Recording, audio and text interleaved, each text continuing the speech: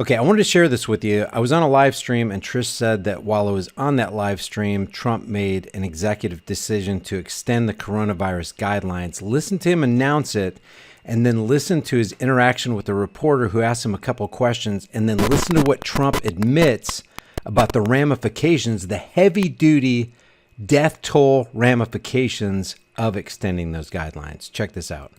The modeling estimates that the peak in death rate is likely to hit in 2 weeks. So, I'll say it again. The peak, the highest point of death rates, remember this, is likely to hit in 2 weeks. Nothing would be worse than declaring victory before the victory is won. That would be the greatest loss of all. Therefore, the next 2 weeks, and during this period, it's very important that everyone strongly follow the guidelines, have to follow the guidelines that our great Vice President holds up a lot. You have to follow the guidelines. And you know what's going to happen? Those local mayors are going to follow the guidelines, and they're going to force these businesses to stay closed. People are literally going to go bankrupt. People who have no money right now are going to start getting really, really hungry and really desperate. And Trump knows this, and stay tuned because he's going to address this. He's holding that up a lot. He believes in it so strongly. The better you do, the faster this whole nightmare will end. Yeah, nightmare? Let's talk about a nightmare. They're talking about this thing peaking.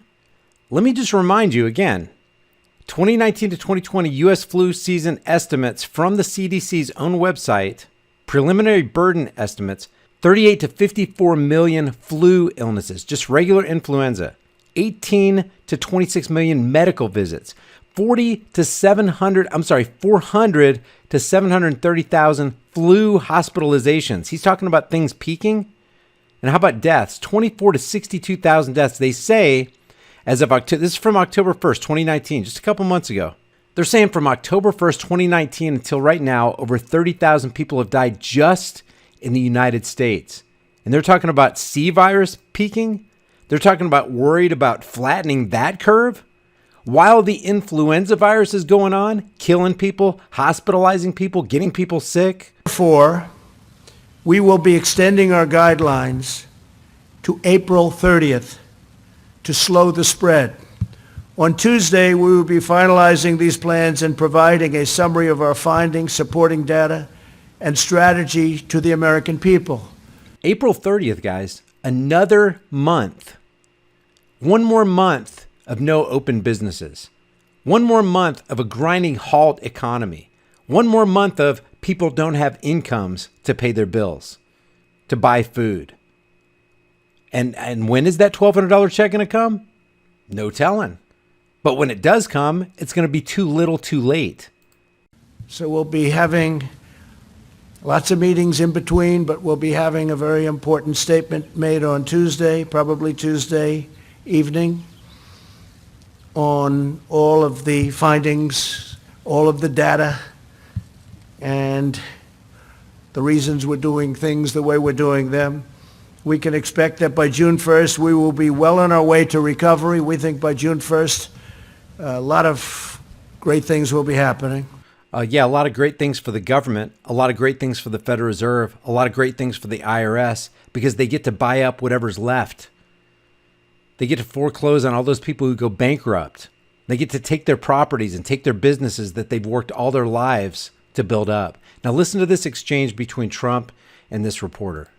You've said repeatedly that you think that some of the equipment that governors are requesting, they don't actually need. You said New York might not need 30,000. You said it on Sean Hannity's Fox News. You said that why don't you people act? Let me ask you. You said why don't you act in a little more positive? It's always trying to My question to you is, get you. And you know what? That's why nobody trusts the media anymore. My question to you is, how is that going to impact? Excuse me, you didn't hear me. That's why you. I'm not for mainstream, lamestream, fake stream media, but he didn't let her finish her sentence. He didn't let her finish a quote. She was quoting him, and he wouldn't let her finish. Work for the Times, and now you work for somebody else. Look, let me tell you something. Be nice. Don't Mr. be President, threatening. my question is... Don't be threatening. Be nice. Go My ahead. question is, how is that going to impact how you fill these orders for ventilators or for masks? Your not gonna views that impact. you're not going to, it's not going to We're impact you at all. producing tremendous numbers of ventilators. We're doing a great job on it. Mike Pence, our vice president, has headed up the task force, which has been incredible, the job they've done. We have everybody in the White House working on it. We have everybody in the country is working on this in one way or the other. The fact is, we've done a great job of delivering. You've seen the Look at the lower chyron here. Fauci stands by possibility of more than 100,000 U.S. deaths. Never mind that there's only been 1,000 attributed to COVID-19, and you just got to take their word for it, because it literally could be something else that killed them. We have no idea. They could be making this whole thing up. And what are the chances that you think the government is making this up? Because they make a whole bunch of crap up all the time. That's what history shows us. But over 30,000 people have died from the regular influenza virus. We're not shutting anything down for that. We're not ordering ventilators for that. We're not getting masks or gloves or PPE for that. But we are for the coronavirus, and we're going to stay shut down for another 30 days? disease. This is really a very tough virus to handle. Okay. Mr. Please, go President, ahead. Mr. President, my second Go ahead. question. That's enough. Is, Thank you very much. Mr. President, my second Please, please. That's enough. That's enough. That's not fair to your other reporters. It's not fair. You had a long time, a long question. If we have time, I'll get back to you for your second question. Is that okay? All right. Thank you. I appreciate it. Go ahead. Thank you, sir. I do have a question for you, but I'd like to let my colleague Gimish finish her second question, if that's Finish okay. it. Go ahead. Thanks, Jeremy. I was going to call on you next. You know that. Thank you, Mr. President. You've also said that at one point that you thought more people might die from the economic tragedies and the economic problems in America due to the coronavirus outbreak. What health officials are... Did you get that question? You thought that more people would die from the economic collapse than from this virus. And that's true, guys. It will happen. People lose their businesses, then they lose their homes, then they become homeless. Poverty creates death. Poverty creates situations where people get so depressed, they get so in despair, and Trump is going to admit this. And yet, in the face of that, in the face of certain death, in the face of certain depression, in the face of certain suicides and drug abuses, which he's going to go over, he's going to continue to prolong this until April 30th. It's unconscionable. telling you that? And Dr. Fauci, could you speak to that, the idea that there might be mental health and suicide related to this? Would that outpace at some point the virus's impact on this society? Well, Thank I could you. ask Dr. Fauci to come up, but it's common sense. You're going to have massive depression, meaning mental depression. You're going to have depression in the economy also. Because of my policies, you're going to have massive depression. Yep, that's true. That's true. But you're going to have mental depression for people. You're going to have large numbers of suicides. Take a look at what happens in a really horrible recession or worse. So you're going to have tremendous suicides, but you know what you're going to have more than anything else? Drug addiction. You will see drugs being used like nobody's ever used them before. As they stand up on their podiums, pushing big pharma drugs, pushing vaccines. And yeah, there's probably going to be drug problems. There's going to be alcohol problems. There's going to be massive depression. People are going to be like, I spent my entire life building my business. And in 2 or 3 weeks, the federal government, my state government, my local government shut me down. They threatened to cut off my water, my electricity if I open my business. I'm losing everything. And the $1,200 stimulus isn't going to help me at all. Plus, when you get that stimulus, prices are going to go way sky high, guys, in the next couple months, because that's how inflation works. When you throw a bunch of paper chasing too few goods, how can you expect anything but inflation to happen? So he's admitting that what he's doing is basically sealing a death sentence on people by extending this coronavirus outlook or guidance until April 30th. And people are going to be dying all over the place from drug addiction, because you would have people that had a wonderful job at a restaurant or even owned a restaurant. I spoke to great people today. Had a wonderful job at a restaurant or owned, past tense, a restaurant. Now they don't own it anymore because they went broke. And now they can't pay their house payment, and now they're homeless, and now they start taking drugs, and they get depressed, and they commit suicide. And yet I'm still going to extend my guidance through April 30th, and you got to obey it. And you know the mayors of the counties will obey it. You know the governors of the states will obey it, and they're going to mandate it. And if you disobey it, then roving troops will go down the streets and make sure they enforce the curfew. They're going to make sure they enforce you staying, the stay-at-home orders, the quarantines, the mandatory quarantines, the mandatory business closures. It's not business as usual till we say so.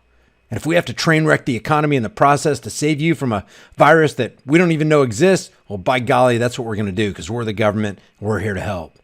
If you don't let us help you, we're going to force you to let us help you.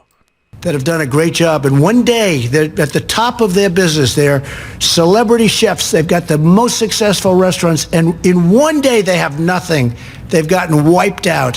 One day. Because of the government, because of Trump's policies, because of Nancy Pelosi's policies, because of Congress's policies, because of governor's policies, because of your mayor's policies. Guys, we can't stand for this. We can't stand. Are we with each passing day, the desperation increases. With each passing day, the frustration, the depression, the anger. People are infuriated.